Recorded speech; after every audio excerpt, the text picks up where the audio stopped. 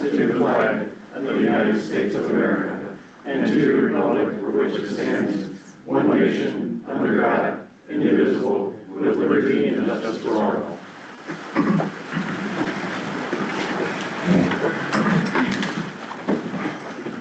Tonight's agenda was emailed to you guys over the weekend, and hopefully you have that in front of you. I think, Brian, you have a change you might want to make? Yes, Your Honor. Under 7A, I'd like to do the presentation on our audit, but I'd like to move the consideration to approve the audit till next meeting next week. Additional information was just handed out to us. I went through this, but I think I need more time to go through it than just tonight. Okay. Anybody have any objections to that? No, Your Honor. Wait with it. Okay. Make a motion to approve the agenda as amended. Second there. Motion by Dockery, a second by Blackwell. All in favor say aye. Aye. Motion carried.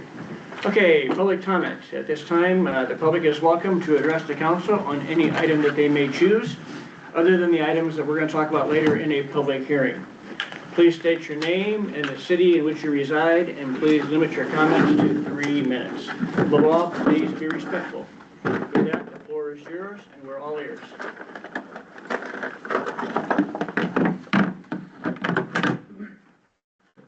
Ron? I'm back. You're back. Ron Yossi, I live in Eldridge.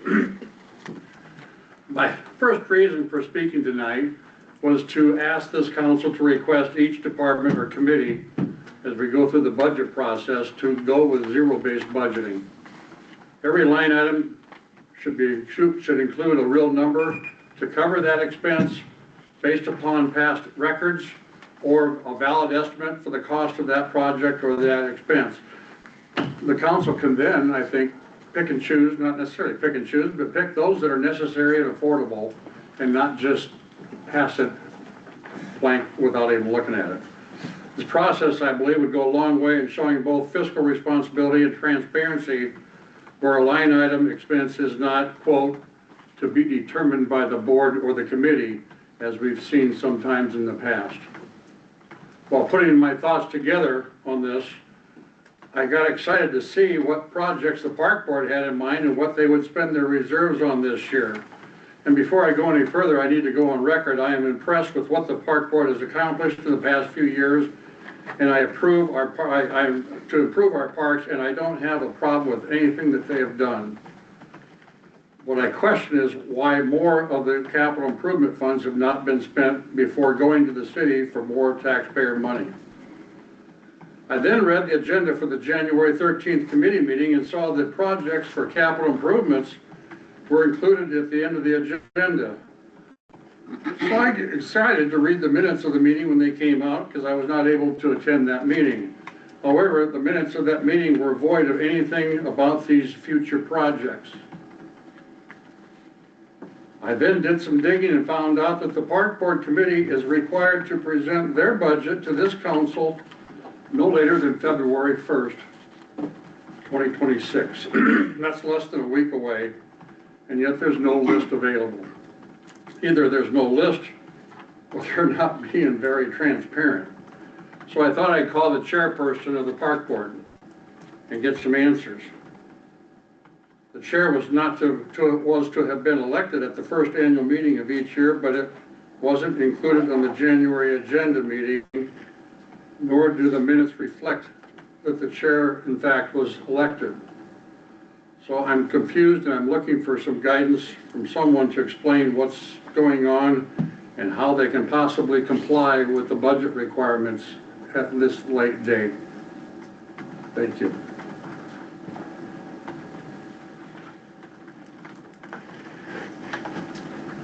Anybody else?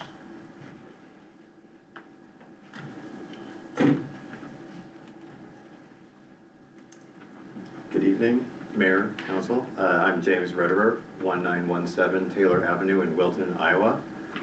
I just wanted to thank you for choosing an open RFP process and for the transparency you brought to the discussion around the operation of the Eldridge Community Center and Skate Park. I understand these are very complex decisions involving cost, liability, and long-term responsibility, and I appreciate the care you've brought on behalf of the community. I also appreciate the opportunity to participate in a clear process that is staff-led and fair, and I want to thank you. Thank you. That's all. Thank you. Thank you, James. Anybody else? All right, thank you for your comments. Moving on to the mayor's agenda. Item A, I would entertain a motion to approve the council minutes from January 12th, 2026. So moved. Motion by Blackwell, Second? second by Ashcraft. All in favor, say aye. Aye. Motion carried. Also want to entertain a motion to approve the committee of the whole minutes from January 12th, 2026. So moved. Second. Motion by Ashcraft, second by Yossi. All in favor, say aye. Aye. Aye. Aye. Consideration to approve an appointment to the Eldridge City Council. As you all know, or most of you know, that with my move to the mayor's seat, we are left with a 2-year vacancy on the city council. 2 weeks ago, we interviewed 6 very qualified candidates who applied for that position. And after hearing their answers and reading their applications, I think everybody at this table agrees that any of those candidates could have filled this seat. I just wish they would have ran in November so that the public could have weighed in. Would have made our job a little bit easier. I also want to remind everybody that any citizen can still petition for a special election. It would take 188 signatures, and the deadline is Monday, February 9th. So, after seeking the individual input of the entire council and then rewatching the video myself of that January 12th meeting, I would like to recommend that the council appoint Scott LaPlante to the 2-year vacancy. While the decision on this recommendation was very difficult, I felt it beneficial that Scott is currently a member of the Park Board and also the Planning and Zoning Board, and that experience will bode well for the city and the council. This is only a recommendation to get the conversation started, and this is a council appointment. So I'll let you guys take it from there.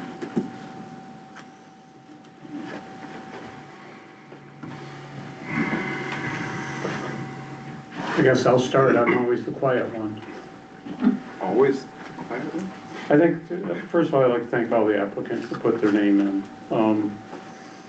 In my mind that night, we had 2 people, in my opinion, shine above the others. And I was asked my opinion. I said I could live with 2 of them. So, and Scott is one of those 2 names. So I look for other input from you guys. Brian, I was basically on the same page as you, except for I was leaning towards 3 of them equally, but again, as the mayor said, I think I would have been happy with any of them on the board. Scott was one of my top 2 or 3, and my reasons were is because he's already been involved with the city. I think to finish up a term, it seemed most appropriate, but again, I'd be happy with that selection, and I would also be happy with anybody that put their names forward. I think that's great, and I hope that they do consider in 18 months running for election. For the record, we had another individual that put his name in that serves on the community center board also. That's correct. That is correct, yes. Mayor, as you know, I went round and round with this through all 6 applicants. Put my own matrix together of different weights and tried to come up with some sort of system that would help me make a solid decision. I can tell you that I've had the pleasure to work with Scott over the last 2 years as the Park Board Chair and Scott as a Park Board member. He is, I feel the same as Councilman Yossi and Councilman Dockery, that he is somebody that will come prepared. He has good experience, and he certainly has the city of Eldridge at the center of his values and heart. So I have no concerns with Mr. LaPlante either. Adrian? I enjoyed being a part of the process. We're looking for another council member. Again, all the applicants I thought did well, interviewed well.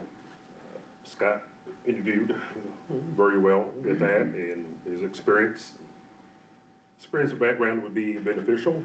As I told Mayor in my discussion, I hate to lose him from our committees and the expertise that he brings, but I can see where he would do well as a council member as well.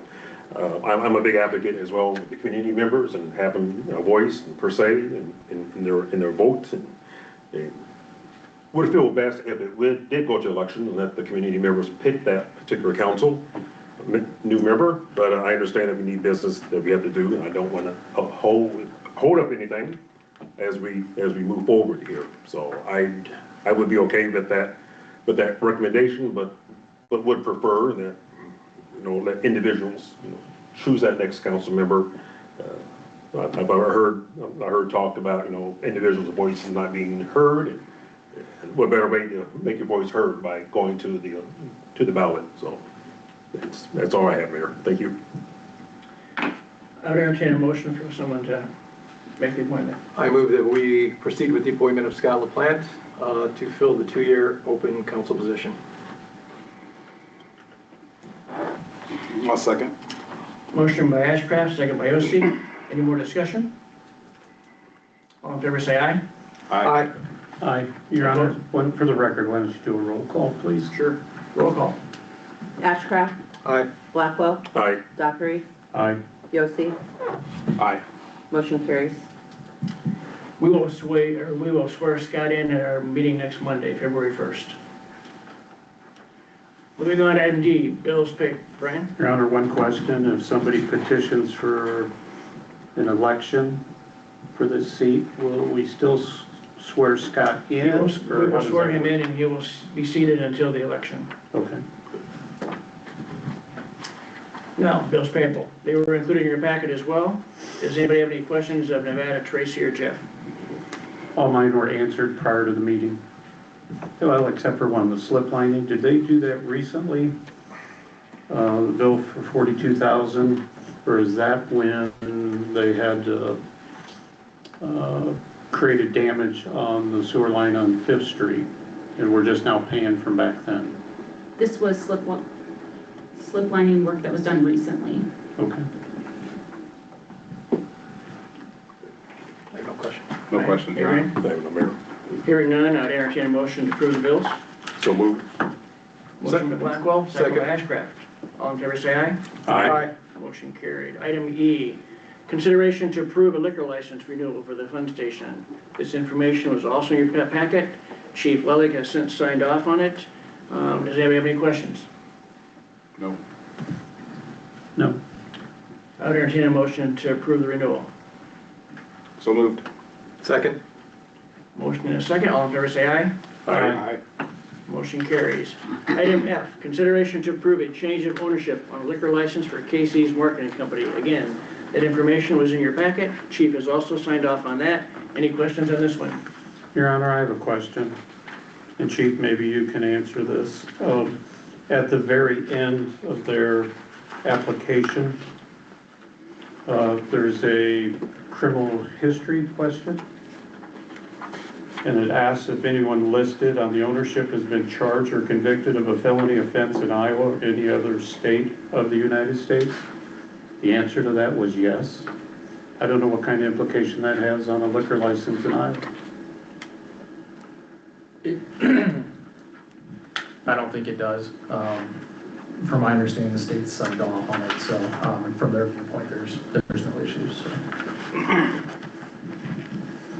I'd still like to, if we make a motion approved, make it subject to clarification on that. We can do that. Do you want to make the motion? So moved. Second. Motion by Dockery, second by Ashcraft. All in favor say aye. Aye. Motion carried. Moving on to new business, item A. We have Sarah Bonesack from Bonesack and Cromwell here with us tonight, and she will give us a presentation on our 2025 fiscal financial audit. Most of you are able to access that over the weekend. We also have printed copies tonight if you desire. So Sarah, the floor is yours. Thank you. 3 minutes. What was that? 3 minutes. Set the timer. 3 minutes, okay, I'll do my best.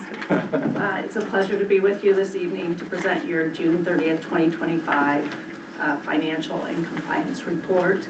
I'm going to talk mainly from the handout, but I will refer to the financial statements in a couple different places.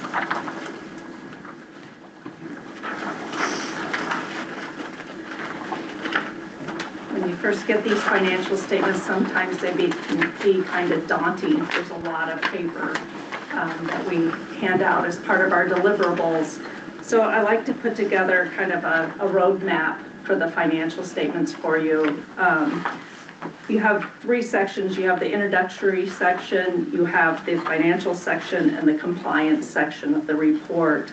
A couple things to highlight: the MD&A, or the management discussion and analysis, that starts on page 4. That gives a great year-to-year comparison of the city. So if you take the time to read that, you should have a good summary of the financial performance of the city for the year. That's followed by the government-wide financial statements. The government-wide financial statements are the consolidated view of the city. And then that's followed by the fund financial statements, which is what you're probably more accustomed to looking at the city from a financial statement standpoint. That's followed by the notes and the supplementary information. The supplementary information also includes your budget to actual report, as well as some 10-year history on things like your pension and your other post-employment benefit plan. And the last section is the compliance section. And the compliance section is where we test for both the government auditing standards audit and also the single audit for the federal funds. The next page of the handout is the required communications, and it's pretty much the summary of the audit and our findings. When we come out to do the audit, we really do 3 different types of audit. One's the financial statement audit.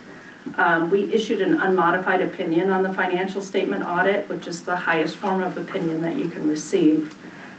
There was an emphasis of a matter paragraph this year. The city was required to adopt GASB Standard 101, which changed the way we account for compensated absences. It actually increased your compensated absence number, your sick leave and your vacation number by about 110,000 from that it was formally presented. The second type of audit that we do is your government auditing standards audit, and the purpose of that audit is twofold. One is to look at your compliance with laws, regulations, contracts, and grants. And the second part of that is to look at your internal control system and to also make sure that it's functioning as it was designed to function.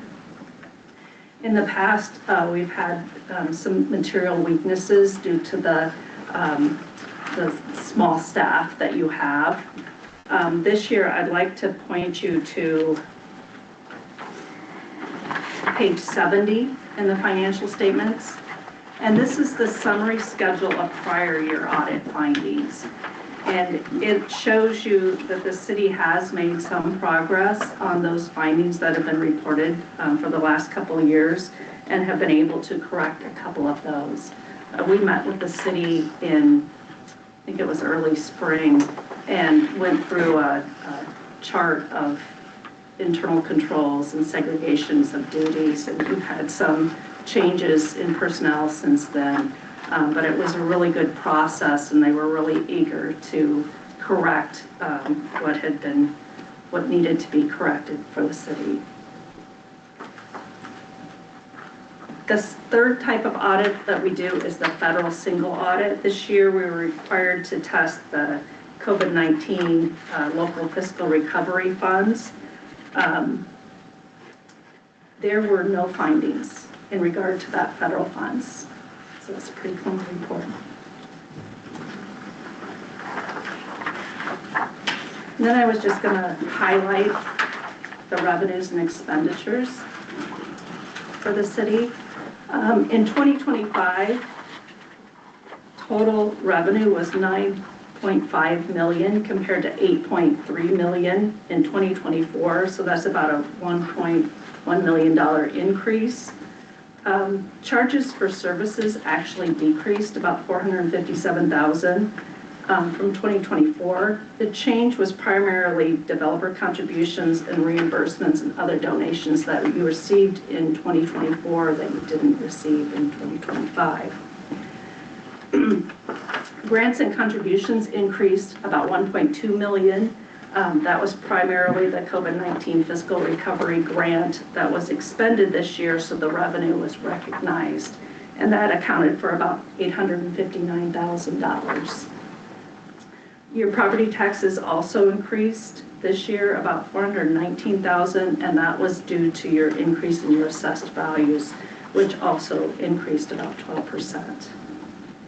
And the only other thing to highlight there is you continue to increase your investment earnings due to your interest rates that are available at this point. The next page looks at your expenditures for the city. Your total expenditures were $6.2 million this year compared to about $6.8 million in 2024. Expenses actually decreased about $674,000, and it's primarily in public works and public safety, and that's due to a decrease in repairs and maintenance for these functions compared to the prior year, and also your supply expense and maintenance projects were decreased from the previous year, which was in line with your budget. And then the last graph looks at your business type activity expenditures, and it compares your revenues to your expenditures. Another place to look at this is on page 27 and 28, which is the statement of revenues, expenses, and changes of net position. This statement shows operating income and loss. You'll note, though, that the operating income and loss includes depreciation expense on the capital assets within each of those enterprise activities. And another place to look at for the health of your enterprise funds is on the following page, which looks at the cash flow. And the first bold line, the net cash provided by operating activities, shows you those enterprise funds where you were able to generate cash from operations within those enterprise activities.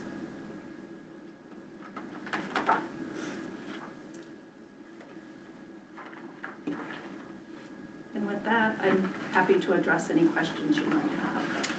Thank you, Sarah. Anybody have any questions for her tonight? The only other question, did you go through the funds for First Street and Eau Claire Road, and that was closed out with the state funds? I know you went through federal funds for COVID, but did we go through the state funding for transportation? Yeah, we as part of the audit process, we confirm all major revenue, all significant revenue. And then projects and expenditures we're looking at from a variety of ways. We're looking at them when we're testing capital assets, so we're actually vouching those projects. And we're also comparing them to the prior year and analytically reviewing them and testing for major type transactions. Sarah, I also have a couple of questions. First would be, do you see any new accounting either practices or tests or tools coming down the pipeline that we need to be preparing for now that are going to be impactful to the city within the next few years, maybe 3 to 5 years? The GASB has finally slowed up a little bit. In the past several years, there's been some really large standards that came out. So you had the pension standard, and you had the other post-employment benefit standards. And then they went through leases and subscription-based information technology arrangements. And this year it was compensated absences. So the next couple down the pipeline, although significant, aren't as earth-changing, I guess, as those were. So the next one really does more to do with the reporting and how it's presented in the financial statements. My other question is, and I've asked staff this, I'm assuming by your description of the meeting that you had in spring and the process that you went through, no material differences with management during the course of the audit? The city was actually able to correct 2 of those findings. I saw that. So, yeah. But no other differences that you had with them during the course of the process? No? Thank you. Brian, Adrian, any questions? No questions. I have no, Mayor. No. With that, thank you for your very much, time. Sarah, for that, and we will put this on the agenda for next Monday to approve the audit. One question. Yes. Back from 24, do we have any liability for not sending out 1099s? If I read this report correctly, we failed to send them out. I think it was receiving them, wasn't it, not sending them? No, was it in the letters? Yeah. For the outside businesses. It was done. It was back in the summary also. Yeah. So there's not really liability. You are responsible for sending 1099s. And part of it is with the new system, the code with the upgrade in the system, that should be an easier process to adhere to. There was several governmental entities that didn't know that they had to send out 1099s. But it is required, and it was required as part of our testing of the state over the last couple of years Yeah, it's on the bottom of page 70. in the findings. Yes. In the state compliance, yeah, they required to test it. But I assume based on your answer that there's no liability to the city for missing that in 2024. Is that correct? Right, but they should Right. put that in place going forward. Understood. No more questions? All right, thank you, sir, appreciate your time. Thank you. All right, item B, consideration to approve a request for proposal to lease a portion of the Eldridge Community Center, manage a skate park and event center operations, and discussion on next steps for facility implementation plan. You've all had the opportunity to look at the proposed RFP. All of us, I know, have reached out to Nevada with questions. She's attempted to answer some of them with an email today, and I think we have a lot to discuss. Anything to ask or add to Nevada? You want to walk us through this? Sure, thank you, Mayor. So the draft RFP that was sent out, nothing has been changed from that initial draft. All of the input and questions that were received were provided to you, so you all had a chance to think about those to prepare for this discussion. So anything that's come in at this point is was included in that email today, looking at what portions of the facility you would want to lease, what the evaluation process would look like, if that would include a smaller committee to initially evaluate those proposals before bringing them all forward, or if they would just all come to the whole group, what the timeline for that RFP process would be.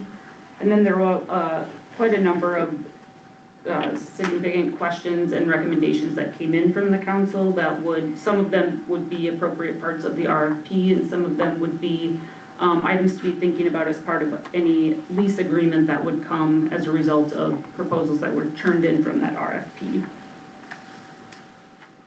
I think that's it for now. Okay. I think maybe our best practice tonight might just be go through the document that Nevada put out today, kind of address some of those issues one by one, and then, well, I'm sure we'll have more after that.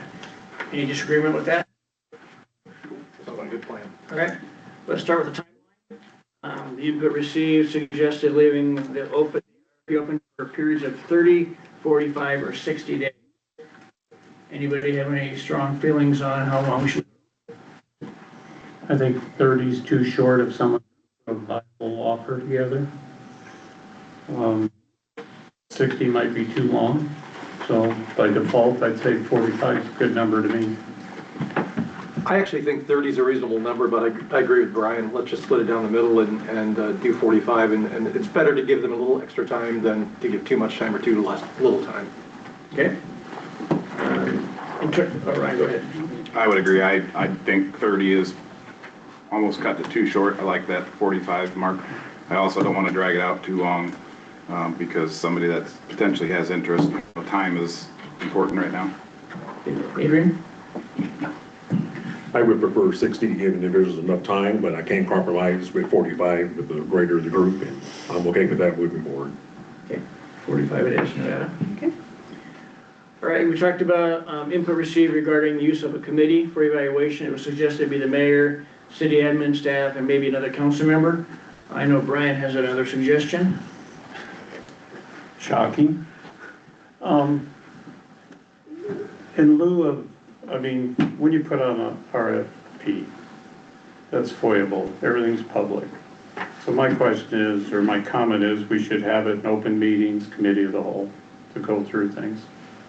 I mean, we're not talking about putting a value on the building and trying to sell it in this RFP. If we do something like that, that needs to be done in a closed session council, because it could affect the outcome.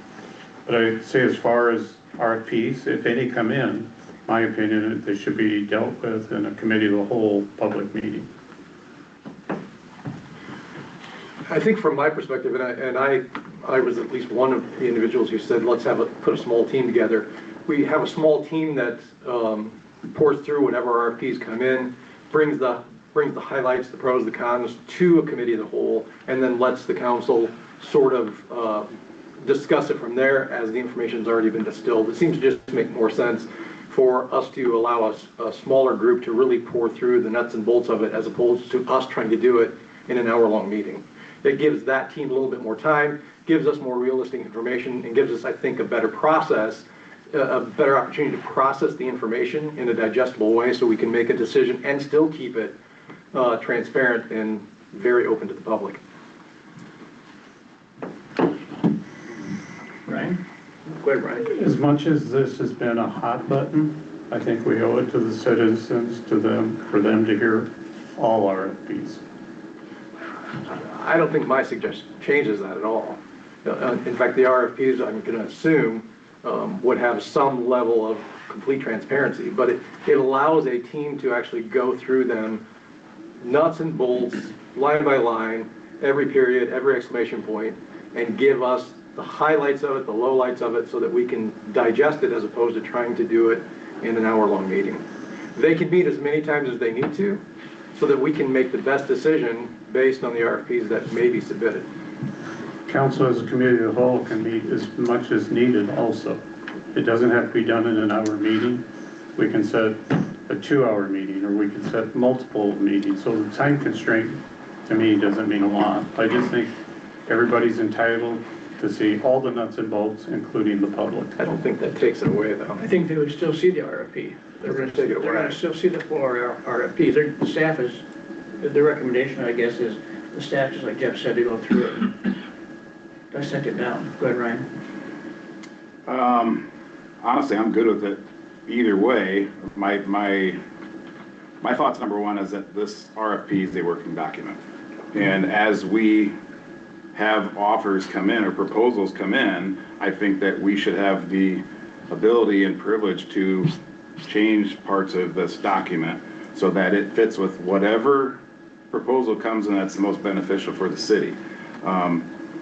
If we have it all emailed out to us like normal, we can all individually review it. If the consensus is that we have committee of the whole meetings, I have no problem with that, but keep in mind, if we keep that 45-day time period, we're going to have special meetings. Probably going to have a couple special meetings within that time frame in order to properly look over all the proposals and dissect them, and then allow city staff to go back and have those communications with them. Because again, if we make this a working document, what's best for the city, it's going to take work on the backside.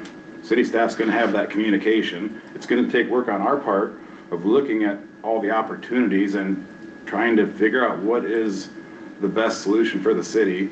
And we're asking a lot for 45 days. So if we can get that done in those 45 days, I would support that. But I would also support a smaller committee. Again, as somebody that's been kind of wrapped up in this, and I have my goal of what I'd like to see the end product be, I'd really like to be involved in it. And however that goes, I'd be fine with it either way. I just know I'm going to insert myself in it, and I'm going to be diving in deep into all those proposals so that I understand everything to my best ability. Ryan, the 45 days is a time frame we just put on people to turn them in. We don't have to make a decision on the 45th day. I understand that. I'm just saying, once we have all of those in, so within that 45 days, we're going to have a pre-bid meeting, which is what I recommended, but a walkthrough of the facility. I think the city needs to have time to walk through and understand what type of capital improvements we're going to have. And all that can be done, and then that 45-day deadline, at that point, it might be back to the working document phase, where we take those proposals and we reach out to each one of them and talk about the different terms and create a final document that what looks best for that proposal. Does that make sense? Yeah. I think so, yeah. Adrian, any thoughts? Whatever we can do to be transparent, especially with the community members here, and what's best to streamline this, to move it forward, not to hesitate with putting roadblocks in it. So if that's a committee as a whole, that we're all present and we acknowledge and we give our input as we go, or I would trust as well a small committee members that's been proposed, you know, as long as that communication is open, and if we feel the need that we need to have a special meeting, that those meetings do take place instead of going back and forth with calls and emails, and, you know, just, I think many times we work better when we're present. So that's my feeling. I think our whole plan is to be transparent. I mean, we're gonna have all this out there for everybody to see. I mean, I personally think that having city staff take a peek at it and just, you know, put a synopsis for us together, some talking points maybe would be beneficial. I don't really hear a consensus either way. Nobody's being really adamant on which way to go other than Brian. So what do you? I'd be very adamant. I think we very much need to let staff of the small team do their work, and then bring it to the council. We can meet as many times as you want, but I think all the information can be transparent, and to capitalize on what Adrian just said, I think we can be more efficient that way.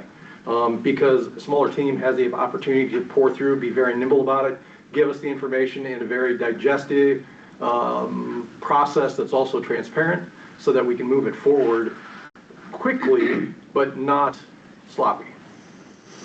So I would advocate very much to do it that way. Brian, go ahead, Brian. If the small committee, however it's done, if we're going to get all the information anyways, so it was stated, so why not just discuss it with all members? Well, I think I just explained my point, so. The city staff can make a recommendation to us, but at the end of the day, city staff doesn't vote on it, we do. But my recommendation is it's not just city staff. My recommendation is that, and Brian, it seems like you're very passionate about this, so if we end up doing a small action team to work on this, then I'd recommend that you jump on that team. But I think staff, council, members to go through and process it, I think is a really smart way to do it. Brian, Adrian? Again, I think at the end of the day, as long as we have that information out, we call, give our recommendations, have our discussions with city staff like we've done in the past. I would be fine with then the city staff working, because most of that work is going to be done on the backside by city staff anyway. And then bringing that to those smaller committee, the whole meetings, and having that open discussion on that. I'm fine with that. Adrian, can you live with that? I would be,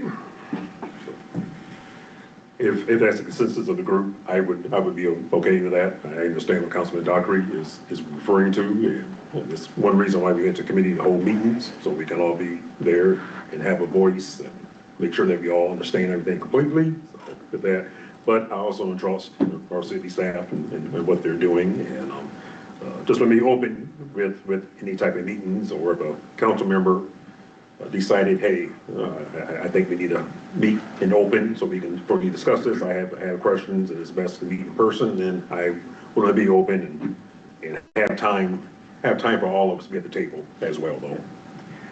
Let's go forward with the city staff committee, and we'll appoint a couple of councilmen or whatever to look at that, and we will call a committee of the whole as soon as we need to, and go through it that way. Mayor, can I request that during this process, we have a committee of the whole every Monday that we have city council meetings, rather than every other? Absolutely. That way we've got time to talk about it, because there's going to be a lot of things to talk about. And we've also got budget coming up as well, so I think we'll probably get that. Yeah, Everybody good? I'm okay with that. Perfect. All right, lease full or part of the facility. Input receives in favor of lease, including the full facility. If we retain a portion of it, it should be open to nonprofit and/or community organizations for use as a community room. the feeling of the group on that one? I think it goes back to being a working document. We need to see what the proposals look like. Somebody that may have the best proposals, and it means it's an all-exclusive lease, that they need all of the space. We don't want to exclude them, and if somebody comes in and doesn't need all the space, but has the best proposal and opportunity for the city and the citizens, then I think we need to look at that too. So this is something I don't want to make a decision on until we see those proposals. I agree. Sounds good? Yeah. All right. That was, Your Honor. Yep. Sorry to be indifferent again, but I think it's in our best interest to lease all of it or none of it. Because if you get two different entities in here, how are you going to hold people accountable if there's any damage? How are you going to split up utility bills? I think one entity needs to be in charge of it.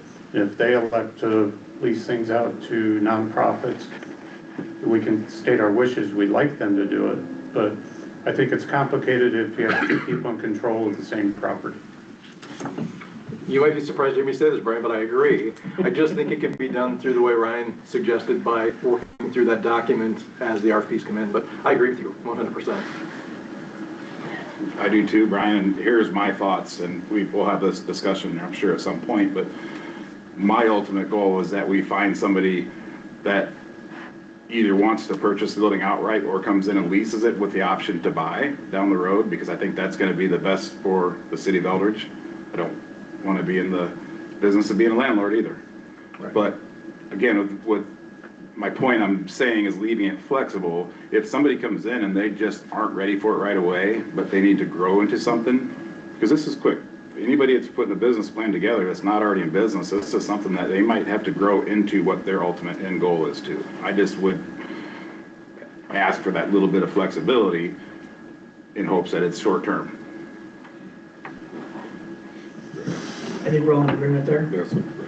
When I spoke with Nevada, that was catch-22 with that too, regarding, I don't want to hold back anybody's process with this building, have us be here and be a roadblock in it.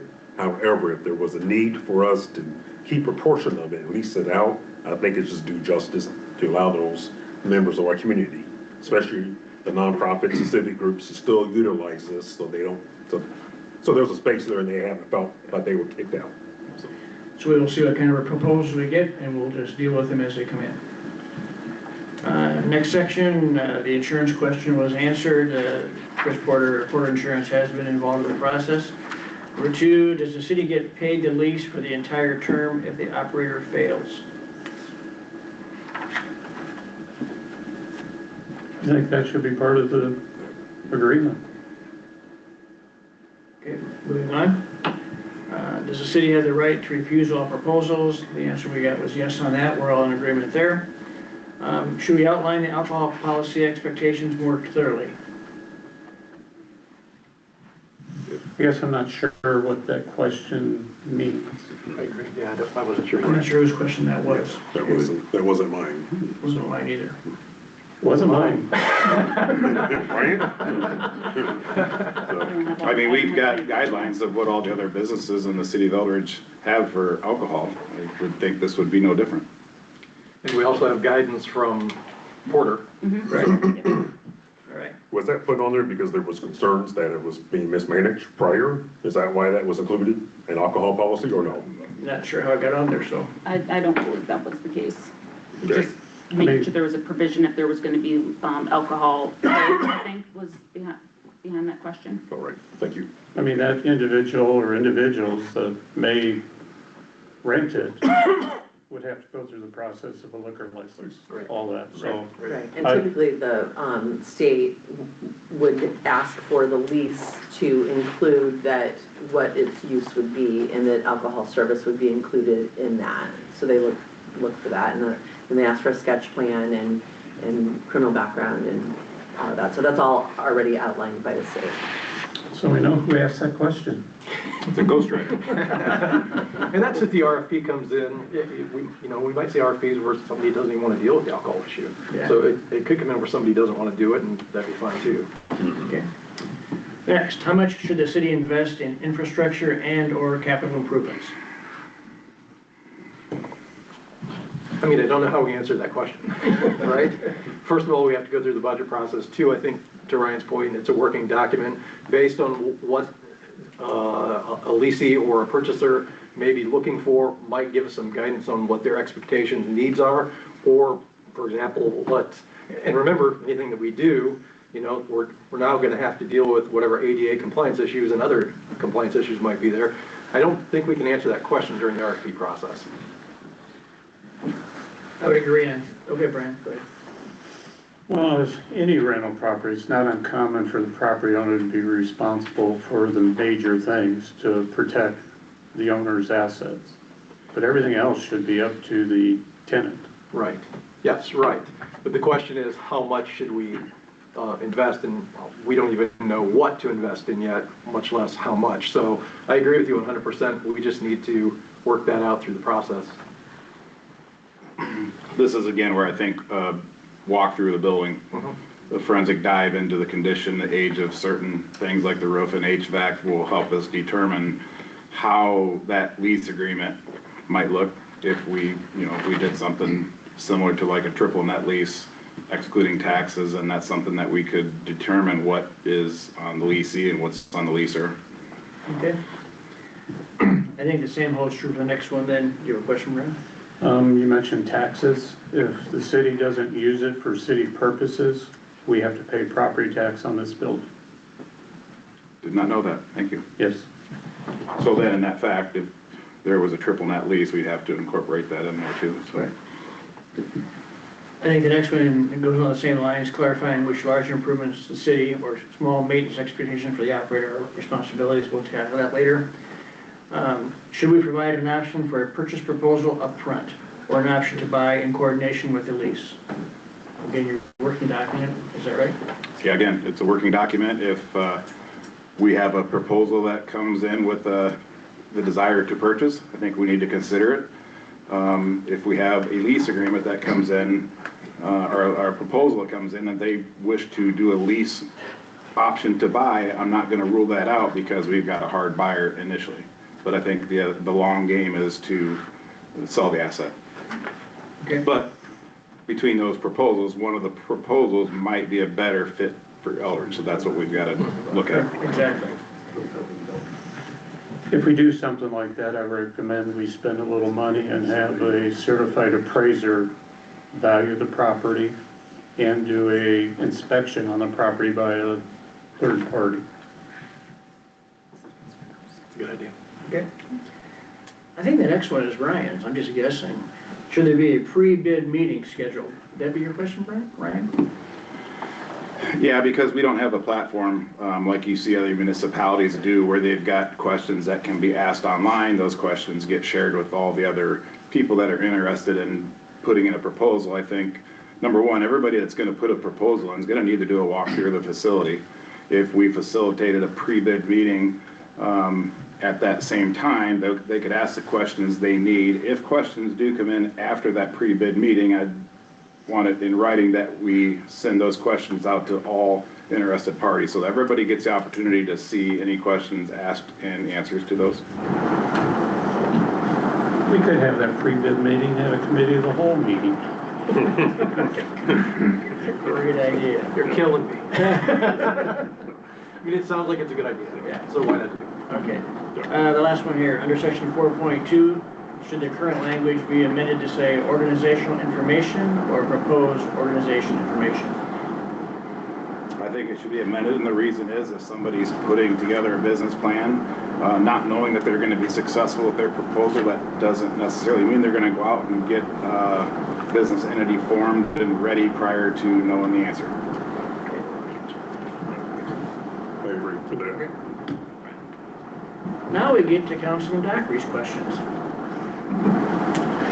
Under section 2.1, do we need to have council approve the hours of operation?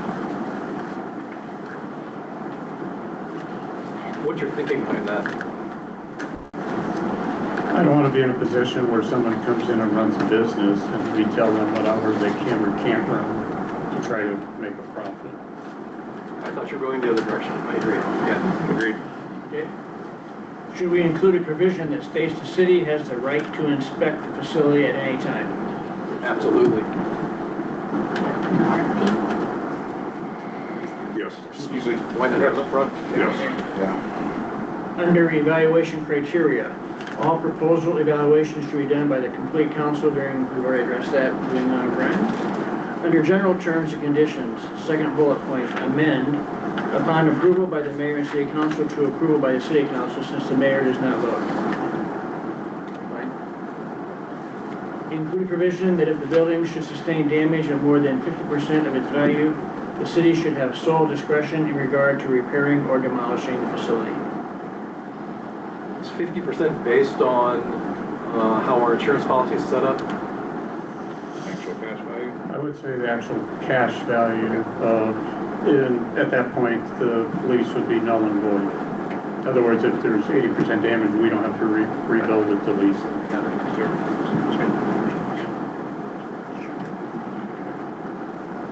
Any more questions on the RFP?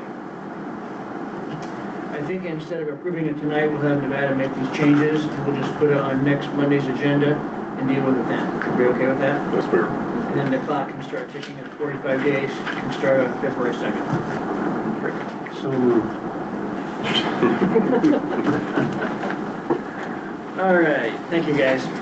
Item C, consideration to approve posting the deputy city clerk billing clerk position to fill the vacant billing clerk payroll and permit position at an annual salary of $62,335. Tracy sent out the job description last week. We've had some discussions about this in the past. Any thoughts? Well, having just looked at my first city audit, gone through and looked at some of the corrective action plans, I asked Tracy and Nevada for some information regarding reclass, adjusting journal entries and things like that. To me, this seems like we've got some real work that needs to be done on the finance side. I think we've got a good team in place. Now with Tracy here, I think this position will help to fill that gap. And also, I didn't know what you were doing for a second.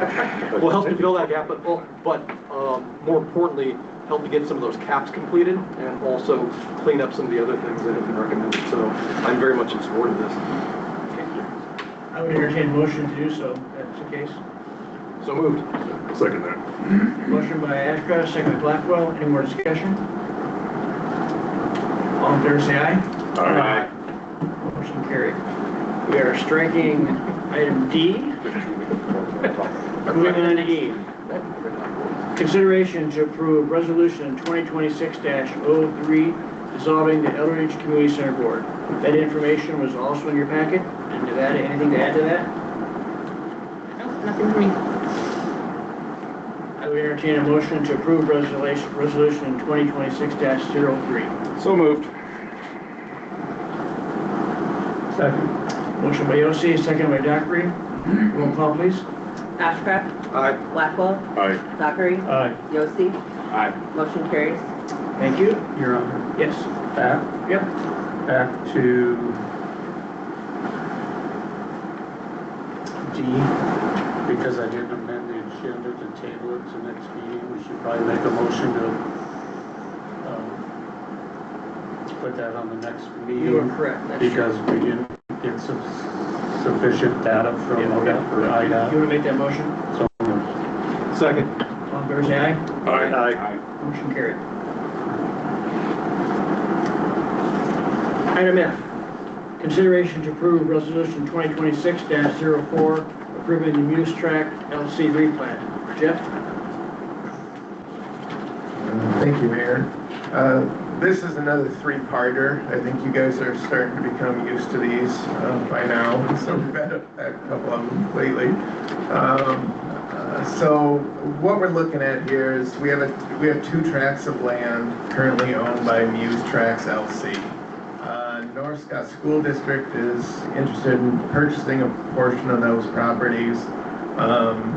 They're looking to buy a larger lot than what's available on either one of those parcels. So it's just a lot line adjustment to create a larger parcel is the first thing that we're looking at here. There's some maps in your packet that shows the two parcels individually and then what the new parcel would look like. And then a resolution to approve that lot line adjustment. The second part of this then is we're going to see 3 different zoning districts then on the new parcel. Obviously, we only want to have 1 zoning per parcel. The future use map shows this as being R1. The majority of the parcels would be R1. R1 with a use on review, you can build, school buildings on. It's a permitted use on review. But the school district doesn't have a master plan for this yet. That could be next year, it could be 20 years down the road before this is developed. We don't know. But once that happens, we would like, the city will have to approve those plans at that point. We do know, which takes us to the third part of this, is we have kind of a useless piece of right-of-way in the middle of this property right now. The city didn't pay anything for that right-of-way. And the school district is asking that that be vacated until they master plan the property. We do know by looking at the comprehensive plan, the future street use map, that we would eventually like to see South 4th Avenue attached to South 1st Street somewhere. And we know that Pinehurst is going to go across there at some point. So, we'll just have to watch that as the plans come through and make sure that happens someday. But until then, city staff, city engineer, planning and zoning commission all agree we don't need that piece of right-of-way anymore, or the utility easements that are around it. There's no utilities in the ground. This was dedicated to the city. We didn't pay any money for this. The city is recommending we ask for any legal fees to turn that over to the school district to be paid by the school district. There are going to be some minor things that they'll have to do. They'll have to give a legal description for that right away, and then they'll have to file that with Scott County. So some minor charges. But that is in a nutshell all 3 of them. And if anybody has any specific questions, I can answer them for you. The Planning and Zoning Commission did look at all 3 of these items at their last meeting, and they unanimously approved all 3 items to come forward of the recommendation to approve.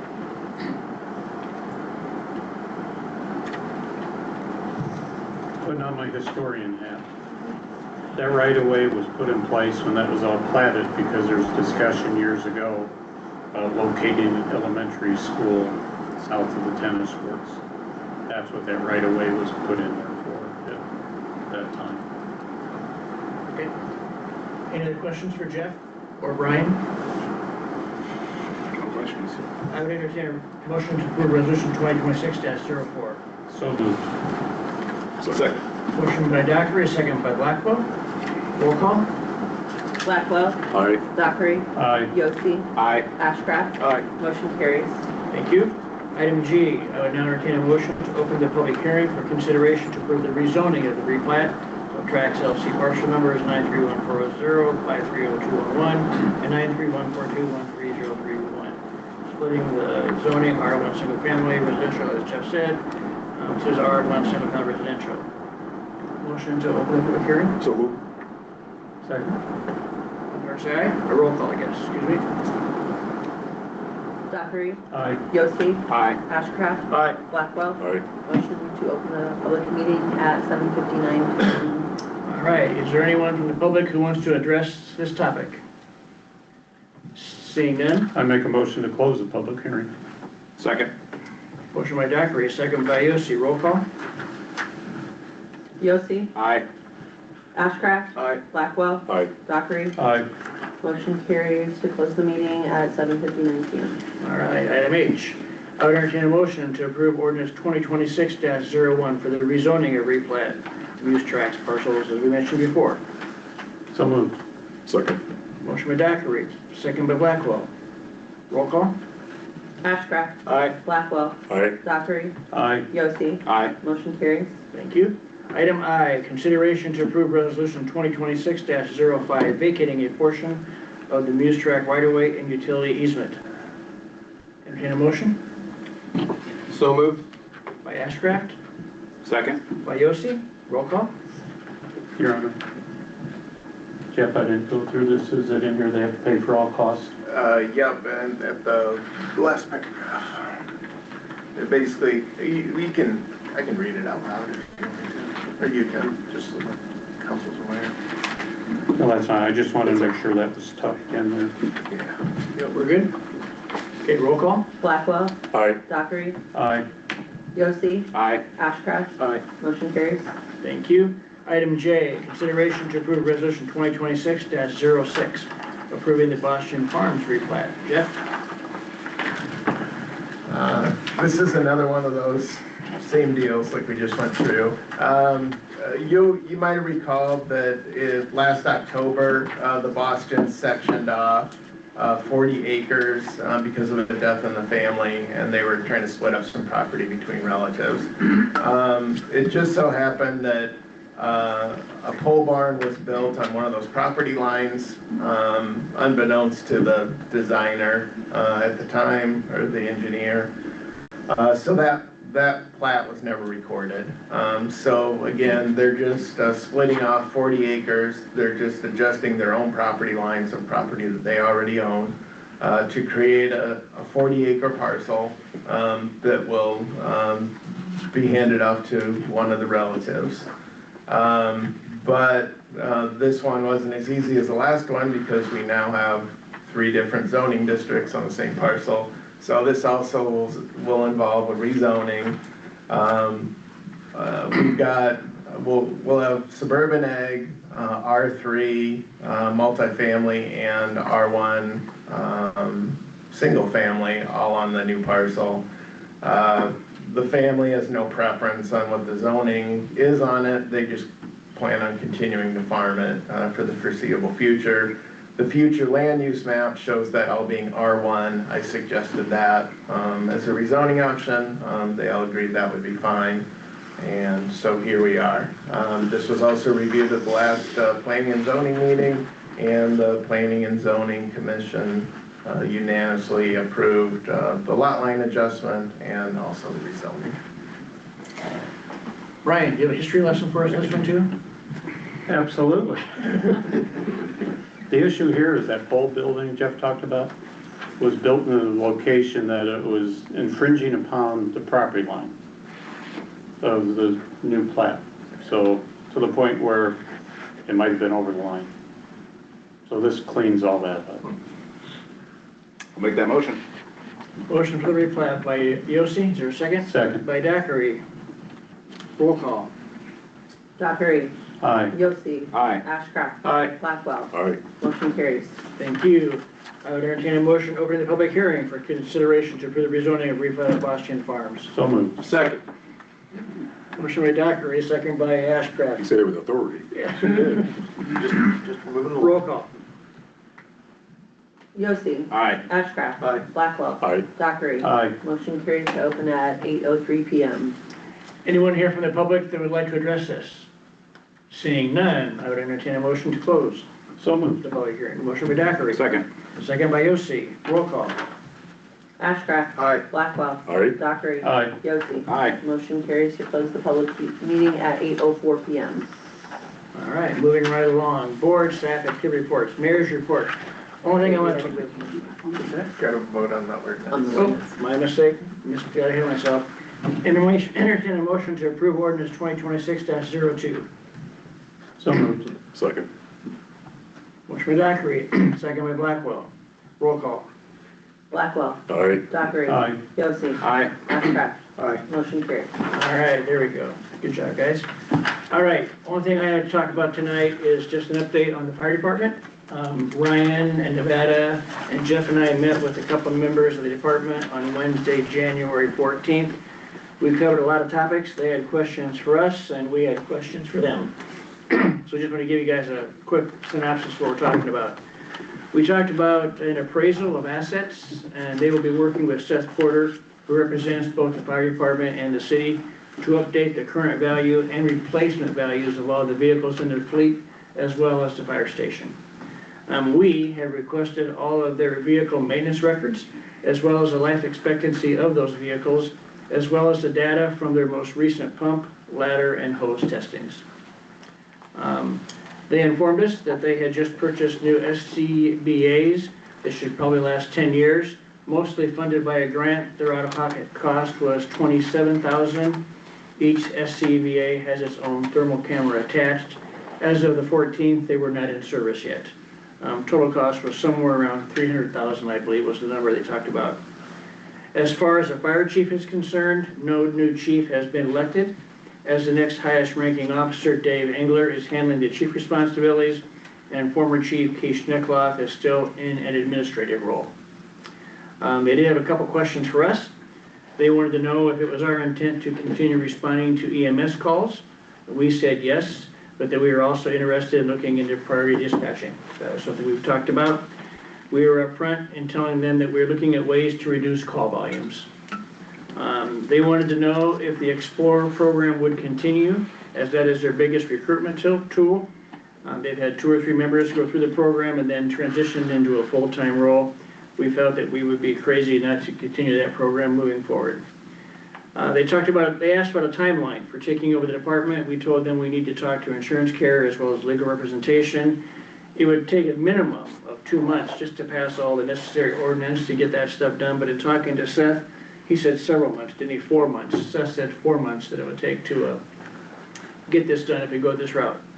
They did inform us that they are replacing their old command vehicle, which was an old Tahoe that they got from the city, with a 1-ton Chevy pickup with a topper. They're looking at roughly $75,000 for the truck and $15,000 to outfit it, for a total cost of $90,000. Delivery is expected this spring, and it will be paid out of the department's cash reserves. They are also starting work on a new brick memorial for outside the station, estimated at $10,000, and then they spent $27,000 for the air packs out of the reserve funds. So that's where they're spending that money. They have finally heard back from FEMA, and they're going to get a couple of dates and times when everybody can sit down and have a conversation and get our questions answered. So at least we've started that. Interesting question. They asked what the future of the Eldridge Volunteer Fire Company would look like, and if it would be dissolved. You know, of course, the department's tax dollars would now go to the city if we went down that route, but they also get funding from donations, memorials, and that type of stuff. They said the department averages about $10,000 to $15,000 per year in donations.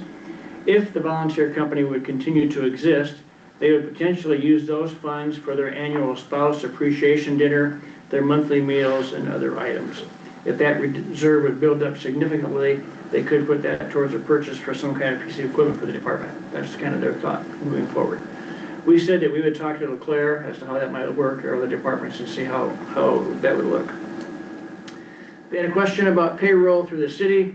They wanted to know how pay per call would work. They now get paid once a year. We would probably do that twice a year. EFD currently has requirements for pay per call, and we aren't sure if we can legally do that. So we'll have conversations about that moving forward. We asked if there is anyone in their department who would be interested in being the full-time chief. They said that they were not aware of anybody. Their biggest concern is someone new coming in and they understand it would be a big transition. They stress the importance of us getting the right person that would protect the volunteers from political bureaucracy and just let them do what they do, which is help the community. They said if the department gets saddled with a lot of bureaucracy, it will be tough on the volunteers and we would probably lose them. They want us to be aware of that. And this last, or not the last item, but this is an interesting one. It kind of caught us all by surprise with this one toward the end of the meeting. After we talked about appraisals and inspections and apparatus and other issues, they shared their concerns about becoming a city entity with our oversight. and that was kind of a big one. They asked, what if EFD retained an independent status? What would that look like? Which is something totally different that we've been talking about for the last year. We were caught off guard, but it really led to a very healthy discussion where we were able to talk about a lot of things. They said they need full-time support, but what if they hired their own chief or employee and managed them, him or her, themselves? They wondered what the city funding would look like. We said that we thought that the city would be supportive of that and reminded them that we offered to fund a full-time position last year. They said there have just been cursory discussions were being kicked around within the department, and some members are realizing that maybe moving forward with the city would be a big change. So I'm not saying they have second thoughts, but they just have questions and concerns. They asked about HR support and city expertise, and we said that any and all of that could be built into any kind of future agreement depending which way we go forward. We agreed to lay out parallel plans as to what it would look like if they stayed independent and what it would look like if the city took over. So they have an idea what they're comparing things to as they move forward. Interesting topic. We did learn that Eldridge firefighters respond to an estimated 20% of Long Grove's calls, which is a significant number. It was estimated that Long Grove's total call volume is in the 250 range, with more than half of those being in Parkview. So, any questions or comments on any of that? Sounds like a very healthy discussion. I guess the one question I have is, I'm not even sure how it might look if we funded a fire chief, but they remained an independent organization, then what liabilities, what issues do we have with funding that position, but having no real accountability for the position? I think the funding would just come from a regular funding, so it would not be just for that position. We would just up our ante to the fire department. In the past, the issue was they wanted us to hire because they wanted the IFRS, the retirement for the chief. So how would they address that? They're going to do it a different way. They will hire, they didn't address that to us, but apparently they would have some other another means to do that. Interesting. I think it's very important as we go down this line. I mean, we've gone full circle now if they're entertaining that thought. But regardless which way, if it's the city department or Eldridge Volunteer Fire Company, Inc. stays in, it's still critical that we do it in a way where we can still have volunteers.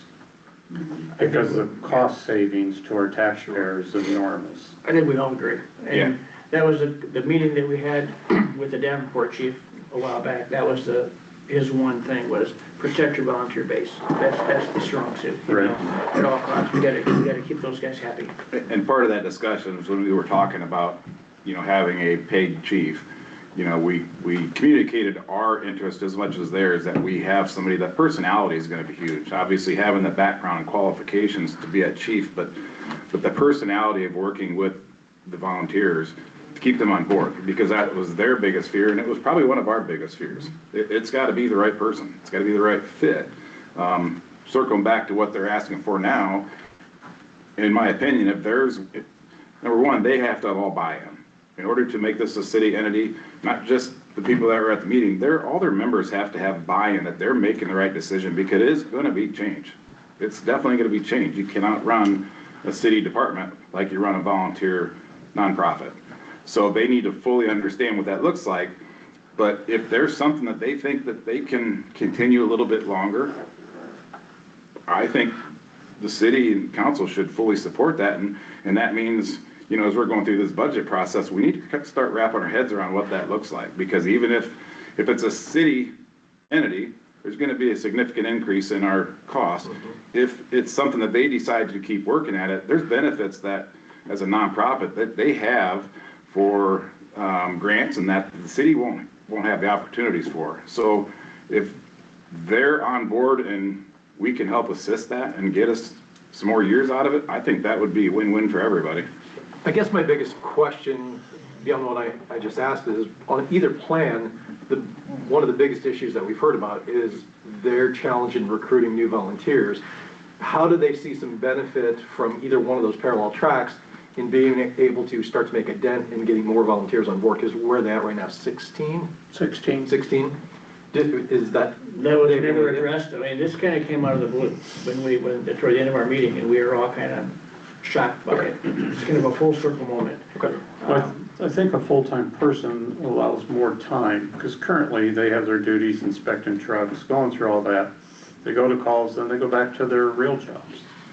So if a full-time person's dedicated for that, they can put more emphasis on recruiting.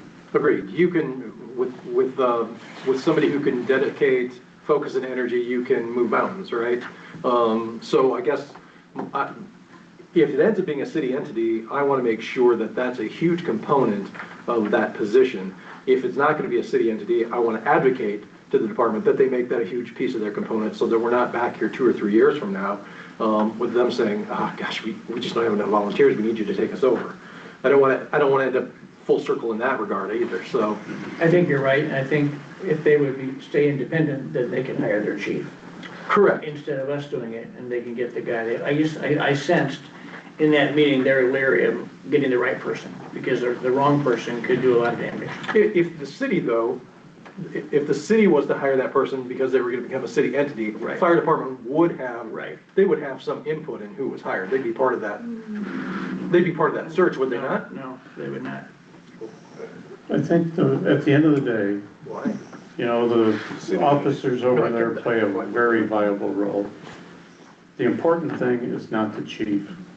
The important thing is the volunteers. Absolutely. You know, and the obstacle we're at now, we don't know what the legislature's gonna do. If they put a 2% growth on our expenditures, I think that's the top that we're going to see. That's Yeah. the most. Yep. now they're gonna put in growth, but, I mean, we're gonna have some tough calls going through this budget cycle, planning for that, because by the time we complete our budget, we're not gonna know if that passes. And the fire department did tell us they need more funding. I mean, they were very clear about that they will need us to up the ante no matter which way we go. And one thing, I know you said you don't want to be back here in 2 or 3 years. The reality of it is, though, with what I know about the inner workings of the department, and then when we talk about that budget, it's still possible they may make that decision, and I think we would fully support them, but that doesn't mean we won't be back here in 2 or 3 years. That's the natural gravitation of volunteer departments. Right. So if this gets them by for a couple, 2 or 3 more years or 5 years, I still think it's better for everybody. Again, I'll support either way with them. I think moving forward, we're all gonna just do what's best for the city of Eldridge and the citizens and the Eldridge Volunteer Fire Department. Well, if I remember, it's been almost a year now since we started this. At one point, I made a recommendation to hire a chief, but we were told we couldn't for insurance. We can't be the entity to actually hire them and employ them without Correct. having the assets, but we can up our, contribution so that they would have the funds in order to do it themselves. Right now, we pay them about $260,000 a year, depends on the gas tax or natural gas tax. Well, and one of the things that they need is the upstairs remodel, because whether it's city-owned or privately owned nonprofit, having those quarters up there so guys have an opportunity to spend the night is going to add more to their success of keeping volunteers, so they're not bouncing back and forth from home in the middle of the night for calls or during the day. But with that FEMA grant they currently have, they could pay for the staffing for the next X amount of years for that chief. We could use our contributions to go, or they could take our contributions and put them towards that build out or other structural things that they need for the department.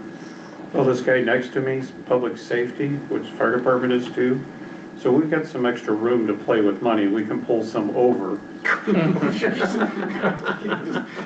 Yeah. We're in a building that's about 40 years past its due, so. You don't need a squad car for 2 more years. All right, any more fire department questions? Thank you. All right, Nevada? I'm just Thank you, Mayor. Just a few quick updates for the 4th and Leclerc traffic signal. Tri-City will be finishing up their work this week and finalizing everything early next week. The signal timing will be, they'll start updating the signal timings, and they'll work with all of the intersections when they do that, get that communication better between all of the intersections to make sure they're communicating with each other and they're on the same timing system. The plans to activate the traffic signal at 4th and LeClaire next Thursday, the 5th. And having the contractor turn on the message boards next Monday to alert the public of the date when that signal is going to be turned on. For the budget, we are finishing up the department head meetings. I'm working through the initial max levy numbers. We will plan on the February 2nd committee of the whole to introduce those initial numbers for review. We will need to call a special committee of the whole on February 16th to get more into the budget. We are looking at the PD and possibly Public Works presenting their budgets at that meeting. The March 2nd committee of the whole, we would look at inspections presenting their budget. The Sheridan Meadows Steering Committee is meeting again this Thursday, the 29th, to discuss the next steps for determining a project for the Sheridan Meadows Basin and what the scope of that might look like now that we have the jurisdictional determination from the Army Corps of Engineers. We do have a council contact information sheet that we've created, and this would also be the information that's put on the website. So I just need to confirm with everyone what that contact phone number should be that you want listed on that information sheet and the website, rather than the office number, a contact number that they would be able to reach you at with questions. And in response to the fiscal year 25 audit report, for all of the findings that were carried over into 2025, there are several recommendations that outline some of the implementation of the policies that we did put in place this year. As far as what recommendations for those findings still needed to be implemented at the time that we met with them, some of those have already been implemented as well, so we should see those findings clear on our next audit. And then there's one or two that we would look at most likely going into the next fiscal year, just based on the scope of what it would take to implement those processes successfully by the end of this fiscal year. So I can put those responses to those findings out to you guys in an email tomorrow, and they can be part of that approval discussion on the next agenda. Jeff? Mr. LaPlante, thank you for donating your time to the Planning and Zoning Commission the last couple of years. You will be missed. I am looking forward to working with you and the council though moving forward. So I don't know if anybody's told you that this yet, but you are responsible for finding your own replacement when you leave. It's been a pleasure to work on that. I'm planning and zoning. For the record, you're still on there till next Monday. Anything else, Jeff? Tracy, anything? I want to thank you for approving the deputy city clerk position. We're going to post it tomorrow, so help spread the word. And concerning the audit, if you have, whatever questions you may have before voting on it, get them to us as soon as possible so we have time to, check in with auditors and do our due diligence to make sure that you have all the information you need to make a sound decision. All right, Chief. Thank you, Mr. Mayor. Just a couple updates. Our newest recruit is on his third week at the Iowa Law Enforcement Academy. He's got 2 big tests this week, so we wish him luck. He's doing well. We have 2 officers attending a pepper ball instructor class this Thursday and Friday. They will come back and train up all the other officers on those non-lethal weapons. We have mid-February, we have Department in-service, which will be consisted of defensive tactics and some shield work with the new ballistic shields that we received. So looking forward to that. Last couple months, I did put a program together for a Citizen Police Academy that we're going to roll out hopefully in August. We want to get our new recruit through the FTO portion before we roll that out, because we'll have a couple officers tied up with training him. So we're excited about that. I think it'll be very fun. It'll be for Eldridge residents. We'll probably max at about 20 citizens, but we're looking forward to that. I think it'll be fun for everyone involved. So our one new squad is operational. I'm sure you've seen that out and about. We're getting really good feedback from the officers, reference that. Our other two should be done mid-February. They are getting the last of the equipment out of the old squads into the new squads. So hopefully mid-February, if everything goes well, we'll have those operational as well. So that is all I have, Mr. Mayor. Thanks, Chief. Your Honor. I'd like to- Haven't you talked enough tonight, Brian? I've been accused of that. Under the last thing for adjournment, I'll make a motion to adjourn, however, I want clarification where the next meeting's at. Is it gonna be here, or is it gonna be at City Hall? I think we can still do it here, can't we? I know you're an advocate for moving it back, aren't you? Yes, I am. Same here. What's the council's wish? Doesn't matter to me. Let's try the other place for a change. We've been stuck here for a while. All right. I would prefer moving it back. This is probably the fourth time I've said so, with it. Typical meeting unless there's something controversial. The other works fine. Yeah. All our stuff's there. She can lay out the bills for me on the table early, so when I get there, I can go through them. I mean, it's just, plus, we're not necessarily decommissioning this building, but we're gonna put this building to another use, whatever that's gonna be.